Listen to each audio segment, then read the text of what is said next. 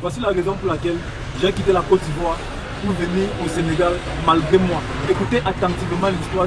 Je voudrais que mon histoire serve de leçon aux personnes qui vont l'écouter. Voilà.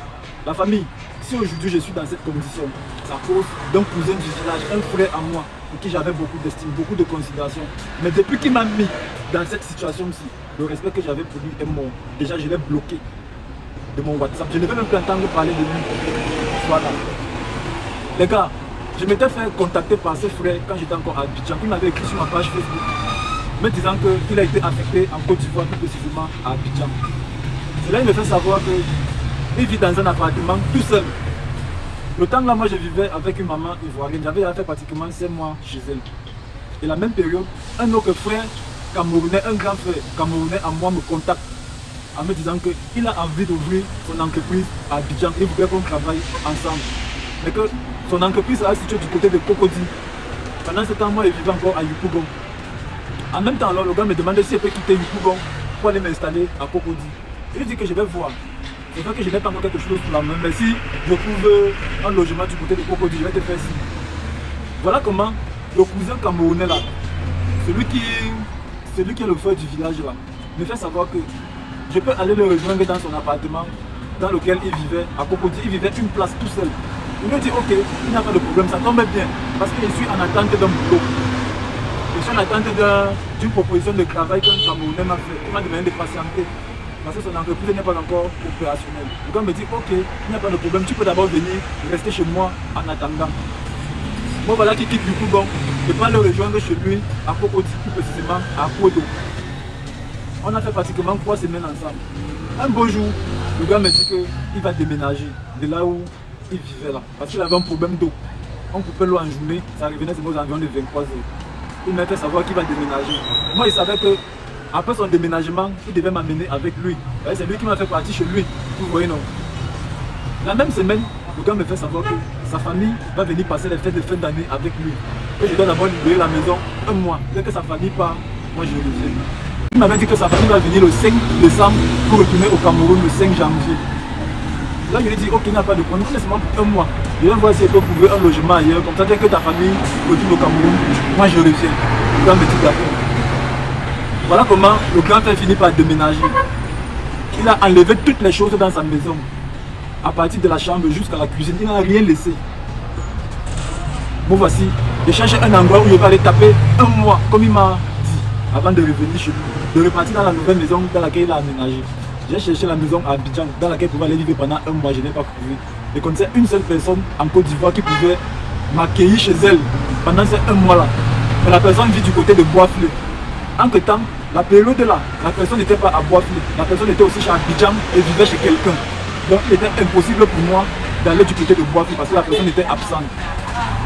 Donc voilà maintenant, je dis au grand frère que jusqu'à présent, je n'ai toujours pas trouvé un endroit où je peux aller passer 1 mois avant de revenir chez toi. Je ne sais pas comment je vais faire. Le grand frère me dit ok, j'ai compris, je vais gérer. Le grand frère n'a rien géré. C'est comme ça le gars m'a abandonné dans sa maison là. La maison que j'avais présentée là, la maison dans laquelle je faisais les vidéos où c'était propre comme ça et tout la maison-ci. C'est de la maison-ci que je parle. C'était la maison du grand frère là. Il louait l'appartement là.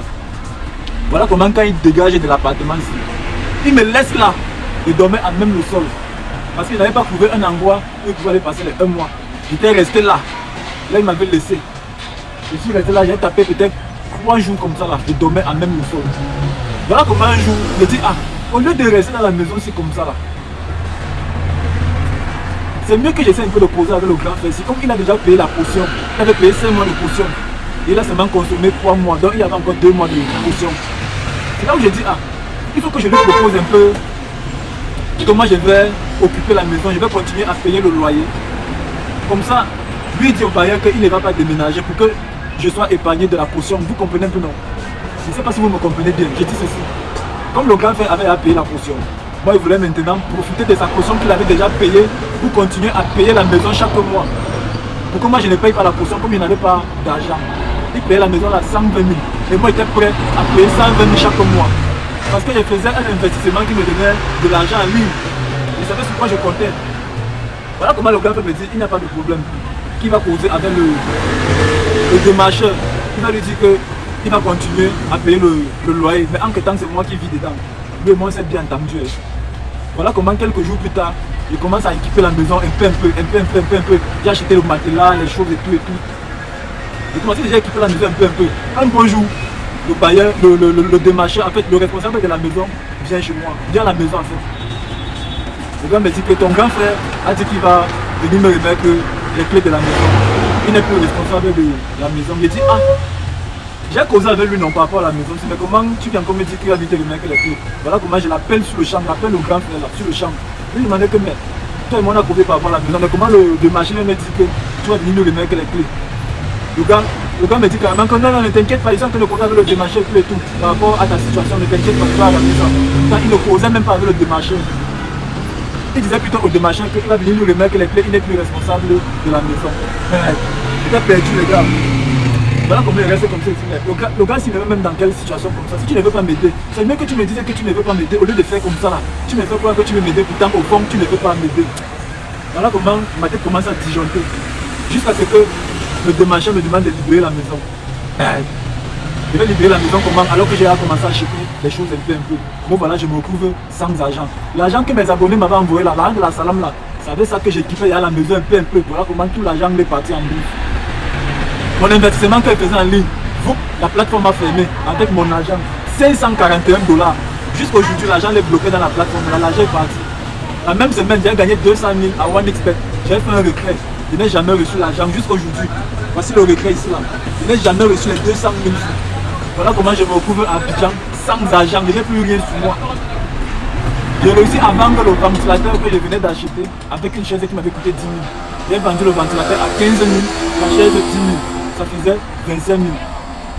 En même temps, j'avais prêté 30 000 francs au grand frère qui m'a mis dans les problèmes. La même période qu'il est venu m'a remboursé les 30 000 francs, ça faisait en tout 55 000 francs sur moi. Je suis resté comme ça, j'ai dit, j'ai fait quoi 55 000 francs à Abidjan? C'est mieux que je prenne la route de l'aventure. Voilà comment je me suis donc décidé de prendre mon sac, de le mettre au dos et d'abandonner tout ce que j'avais déjà acheté à Abidjan. Jusqu'aujourd'hui, les choses là sont à Abidjan là-bas. Tout ce que j'avais acheté, c'est là-bas à Abidjan. J'ai seulement vendu le ventilateur avec la chaise. Voilà donc comment j'ai décidé de partir de la Côte d'Ivoire. Mon objectif était d'aller au Maghreb, après Boza. Mais on a que quand je suis arrivé ici au Sénégal en passant par le Mali, j'arrive sur le territoire sénégalais, on me dit que c'est impossible de continuer le Boza. Et fait comment? Je suis obligé de caler ici, non? Mon objectif quand j'ai quitté la Côte d'Ivoire était de passer par le Mali, le Sénégal, la Mauritanie, le Maroc, ensuite prendre la route de la Méditerranée. Mais grande a été ma surprise. Lorsque je suis arrivé ici à Dakar, les gens m'ont fait savoir que la route de la Mauritanie ne passe plus. Pour le contrôle là-bas, non. Elle est déjà trop élevée que je ne peux même pas se les risques là.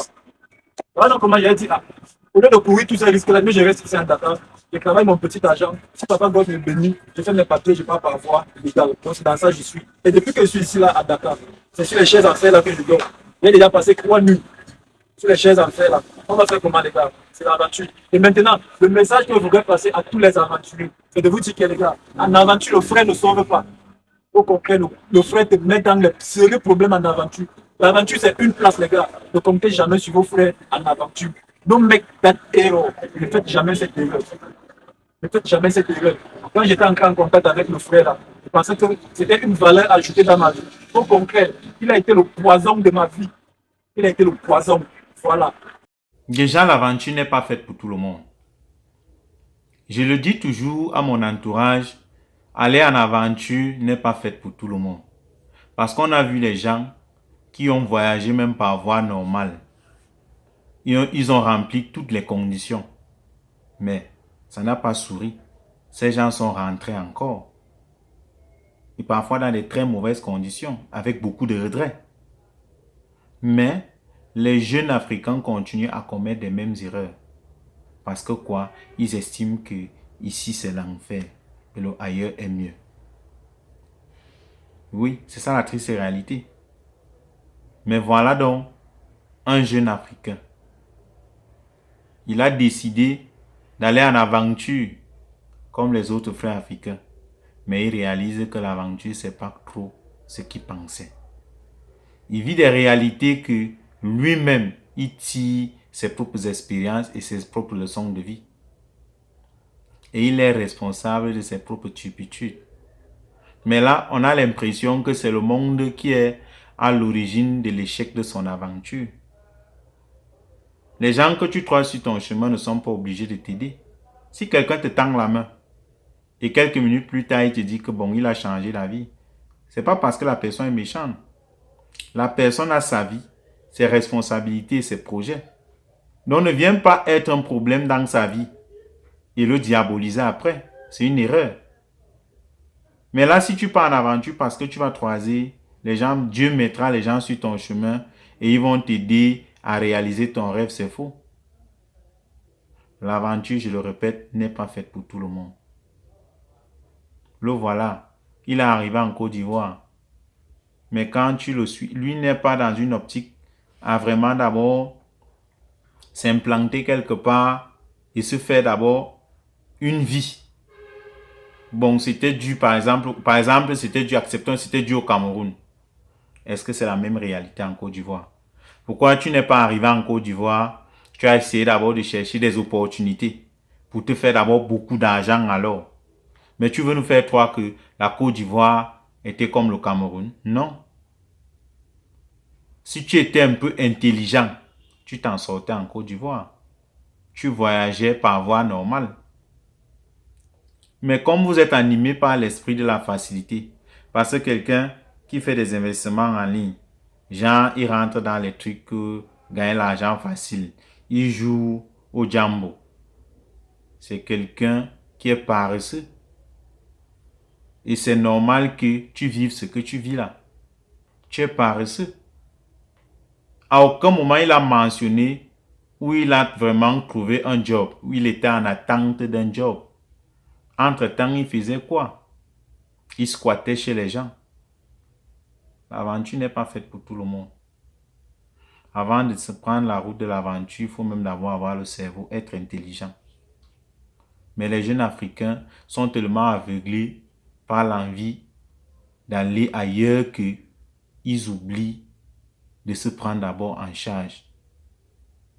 Mon père, lui, m'avait dit un jour, mon fils, si tu rêves aller en aventure un jour, rassure-toi d'abord que tu as d'abord travaillé sur place.